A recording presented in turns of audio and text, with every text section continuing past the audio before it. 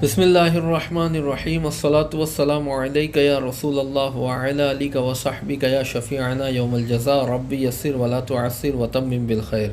کتاب کا نام ہے فتح المعین بشرح قرۃ العین بمحمات الدین، مصنف ہے شیخ امام احمد زین الدین مخدوم، اور یہ حضرت علامہ شیخ محمد ابن صوفی کرنگ پاری متوفہ 1405 رحمۃ اللہ تعالیٰ علیہ کی تعلیقات کے ساتھ ہے۔ تو کتاب شروع ہوتی ہے صفحہ نمبر 19 سے، پی ڈی ایف کے صفحہ نمبر 19 جو کتاب کا صفحہ نمبر 2 ہے، یہاں سے کتاب شروع ہوتی ہے۔ اوپر ہے بسم اللہ الرحمن الرحیم وبہ نستعین۔ فرماتے ہیں الحمدللہ الفتاح، تمام تعریفیں ثابت ہے اللہ کے لیے جو فتاح ہے، یعنی بہت زیادہ خیر اور برکت اور رزق کے دروازوں کو کھولنے والا ہے۔ الجواد، جو بہت زیادہ عطا کرنے والا ہے۔ المعین علی التفقہ فی الدین، جو تفقہ فی الدین پر مدد کرنے والا ہے۔ بین السطور میں ہے الموفقی، تفقہ فی الدین کی توفیق دینے والا ہے، دین کو سمجھنے کی توفیق دینے والا ہے۔ کس کو؟ مفعول بہ، من اختارہ من العباد، اسے جسے اس نے اختیار کیا بندوں میں سے، جسے وہ بندوں میں سے چن لیتا ہے، اسے دین کی سمجھ عطا کرتا ہے، اس کی توفیق دیتا ہے۔ وَأَشْهَدُ أَن لَّا إِلَٰهَ إِلَّا اللَّهُ، اور میں گواہی دیتا ہوں کہ نہیں ہے کوئی معبود مگر اللہ۔ شہادۃ تدخلنا دار الخلود، ایسی گواہی جو ہمیں خلود کے گھر میں، ہمیشگی کے گھر میں داخل کرے گی، یعنی جنت میں۔ وَأَشْهَدُ أَنَّ سَيِّدَنَا مُحَمَّدًا عَبْدُهُ وَرَسُولُهُ، اور میں گواہی دیتا ہوں کہ ہمارے سردار، ہمارے آقا محمد صلی اللہ علیہ وسلم ان کے بندے اور ان کے رسول ہیں۔ صاحب المقام المحمود، جو مقام محمود والے ہیں، اللہ انہیں کل قیامت میں ایک بلند عزت والے، شرف والے، بزرگی والے مقام پر فائز کرے گا، جسے مقام محمود کہا جاتا ہے، جس کا ذکر قرآن مجید میں آیا ہے۔ صلی اللہ وسلم علیہ، صلی بمعنی رحمت کاملہ نازل فرمائے، وسلم اور سلامتی، رحمت کاملہ اور سلامتی اللہ نازل فرمائے علیہ ان پر، وعلی آلہ اور ان کی آل پر، و اصحابہ اور ان کے صحابہ پر، الامجاد یعنی شرفاء، ان کے عزت دار معزز صحابہ کرام پر۔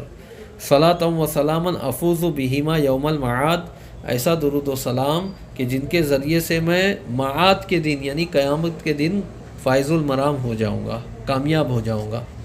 وبعد، اور بعد حمد و صلاۃ وغیرہ کے، یعنی بعد ما تقدم من البسملتی والحمدلتی والصلاۃ والسلامی، فہذا شرح مفید، تو یہ ایک مفید شرح ہے، علی کتابی میری کتاب پر، المسمى جس کا نام رکھا گیا بفتح، جس کا نام رکھا گیا ہے بقرۃ العین بمحمات الدین، قرۃ العین بمحمات الدین جس کا نام رکھا گیا، اس کتاب پر یہ میری ایک مفید شرح ہے۔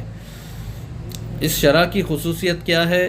یبین المراد، جو مراد کو واضح کرے گی، ظاہر کرے گی، ویتمم المفاد اور فائدے کو پورا کرے گی، ویحصل المقاصد اور مقاصد کو جو ہے، جو متن لکھنے سے میرے مقاصد ہیں، ان مقاصد کا حصول کرائے گی یہ شرح، ویبرز الفوائد اور متن کے الفاظ کے جو فوائد ہیں ان کو ظاہر کریں گی۔ وَسَمَّيْتُهُ بِفَتْحِ الْمُعِينِ، اور میں نے اس کا نام فتح المعین رکھا، پورا نام ہے وَسَمَّيْتُهُ بِفَتْحِ الْمُعِينِ بِشَرْحِ قُرَّةِ الْعَيْنِ بِمُحِمَّاتِ الدِّينِ، اور میں نے اس کا نام فتح المعین بشرح قرۃ العین بمحمات الدین رکھا۔ دیکھیے، قرۃ العین کا مطلب ہے آنکھ کی ٹھنڈک، بمحمات الدین، دین کی مہمات کے ذریعے، مہمات مہمتن کی جمع ہے، مہمتن یہ واحد مؤنث کا صیغہ ہے، مطلب دین کے اہم مسائل کے ذریعے آنکھوں کی ٹھنڈک، یعنی متن میں انہوں نے دین کے اہم بنیادی مسائل کو لکھا اور کہا کہ گویا کہ ان مسائل کا جاننا سیکھنا یہ آنکھوں کے لیے ٹھنڈک ہے۔ پھر بعد میں اس کی شرح لکھی جس کا نام رکھا فتح المعین۔ یہاں معین یہ اللہ کی صفت ہے، اور فتح کا مطلب ہے کھولنا، لیکن یہاں پر مصدر مفعول کے معنی میں ہے، جیسا کہ بین السطور میں ہے، یعنی اللہ تبارک و تعالیٰ کا دلوں میں کھولا ہوا علم، دلوں میں القاء کیا ہوا علم۔ بشرح قرۃ العین بمہمات الدین، قرۃ العین بمہمات الدین کی شرح کے ذریعے خدائے معین کا جو ہے کھولا ہوا علم مصنف کے دل میں اور اس کتاب کو پڑھنے والے کے دل میں۔ وَأَنَا أَسْأَلُ اللَّهَ الْكَرِيمَ الْمَنَّانَ، اور میں بہت زیادہ احسان کرنے والے اللہ کریم سے سوال کرتا ہوں، أَن يَعُمَّ الْإِنْتِفَاعُ بِهِ، کہ اس کے ذریعے سے نفع اٹھانا عام ہو جائے، لِلْخَاصَّةِ وَالْعَامَّةِ، عوام و خواص کے لیے، یعنی عوام و خواص کثرت سے اسے نفع اٹھائیں۔ یہ دعا کی انہوں نے اور اللہ نے ان کی دعا قبول کی۔ فتح المعین واقعی ایسی کتاب ہے کہ عوام و خواص تب سے اب تک جو ہے اس کے ذریعے کثیر نفع اٹھا رہے ہیں۔ من الاخوان، یہ عوام و خواص کون ہو؟ بھائی ہوں، یعنی دینی بھائی ہو، دینی بھائی، خواص و عوام یعنی دینی بھائی جو ہے اس سے کثرت سے نفع اٹھائیں، اس کا نفع عام ہو جائے۔ وَأَن يُسْكِنَنِي بِهِ، اور اس تصنیف کے ذریعے اللہ تبارک و تعالی مجھے بسائے، الفردوسا، باغ فردوس میں، فی دار الامان، امان والے گھر میں، امان جنت میں باغ فردوس میں مجھے بسائے۔ انہ اکرم کریم و ارحم الرحیم، بے شک وہ تمام کریموں سے بڑھ کے کریم ہے اور تمام رحم کرنے والوں سے بڑھ کے رحم کرنے والا ہے۔ اب متن کی بسملہ ہے۔ بسم اللہ الرحمن الرحیم، اللہ کے نام سے شروع جو بڑا مہربان نہایت رحم والا۔ ای اؤلف، یہاں پہ با حرف جار اپنے ماں باپ سے مل کر کس کا ظرف بنے گا؟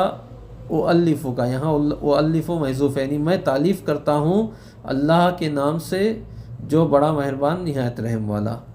یہاں پہ اسم آیا ہے، بسم اللہ میں اسم آیا ہے، تو اسم سے کیا مراد ہے؟ والاسم مشتق من السمو بھی، اور یہ اسم جو ہے یہ لفظ سمو سے مشتق ہے۔ وہو العلو، اور وہ علو ہے یعنی بلندی، بلند ہونا۔ لا من الوسم، نہ کہ لفظ وسم سے، وسم کا مطلب ہے علامت، وہو العلامت، اور وہ علامت ہے۔ واللہ عالم للذات الواجب الوجود، اور اللہ اس ذات کا علم ہے جو واجب الوجود ہے، جس کا وجود واجب ہے۔ واجب الوجود کا مطلب ہے جس کا نہ ہونا جو ہے عقل کے نزدیک جو ہے ممکن نہ ہو، یعنی اللہ کی ذات ہمیشہ سے ہمیشہ رہے گی، اس کا وجود واجب ہے، اس کا جو ہے نام ہے لفظ اللہ۔ وَأَصْلُهُ الہ، اور لفظ اللہ کی اصل الہ ہے۔ وَهُوَ اسم جنس لِكُلِّ معبود، اور لفظ الہ جو ہے یہ ہر معبود کے لیے اسم جنس کے طور پہ ہے، چاہے معبود برحق ہو یا معبود غیر برحق ہو، سب کے لیے جو ہے لفظ الہ ہے، لغت کے اعتبار سے اسم جنس ہے۔ ثم عرف بال، پھر لام تعریف کے ذریعے اس کو معرفہ بنایا گیا، تو کیا ہوا؟ الالہ۔ وحذفت الحمزۃ، اور اس کا حمزہ جو ہے حذف کیا گیا، اور حمزہ کے حذف پر جو ہے دلیل کے طور پہ آخر میں ہا سے پہلے الف کو بڑھا دیا گیا، تو کیا ہو گیا؟ اللہ۔ ثم استعمل فی المعبود بحق، پھر معبود برحق کے معنی میں استعمال کیا گیا، اور اب یہ لفظ معبود برحق کے علم کے طور پہ جو ہے خاص ہو گیا۔ فرماتے ہیں وَهُوَ الاسم الأعظم عند الأكثر، اور وہ اکثر علماء کے نزدیک اسم اعظم ہے۔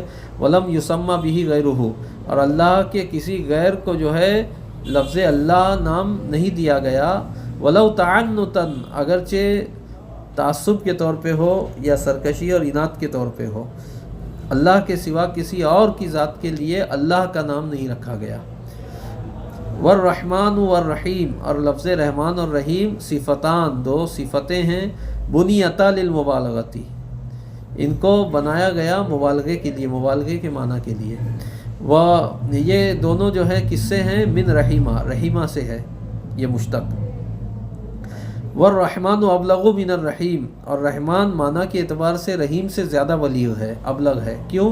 لأن زیادت البناء تدل علی زیادت المعنی، اس لیے کہ بنا کی زیادتی یعنی لفظ کی زیادتی معنی کی زیادتی پر دلالت کرتی ہے۔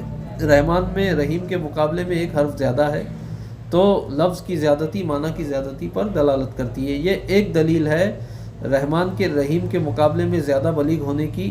ولی قولہم، اور یہ دوسری دلیل ہے رحمان کے رحیم کے مقابلے میں زیادہ بلیغ ہونے کی۔ ولی قولہم، اور اسلاف کے اس قول کی وجہ سے، رحمان الدنیا والآخرتی ورحیم الآخرتی، اگلے صفحے پر الآخرتی ہے، صفحہ نمبر 3 پر.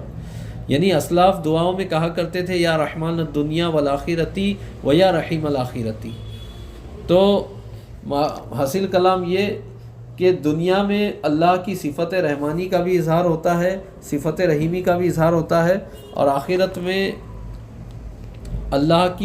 دنیا میں اللہ کی صفت رحمانی کا اظہار ہوتا ہے بس، لیکن آخرت میں اللہ کی صفت رحمانی کا بھی اظہار ہوگا اور صفت رحیمی کا بھی اظہار ہوگا. وصلی اللہ علی سیدنا محمد وآلہ وصحبہ اجمعین والحمد للہ رب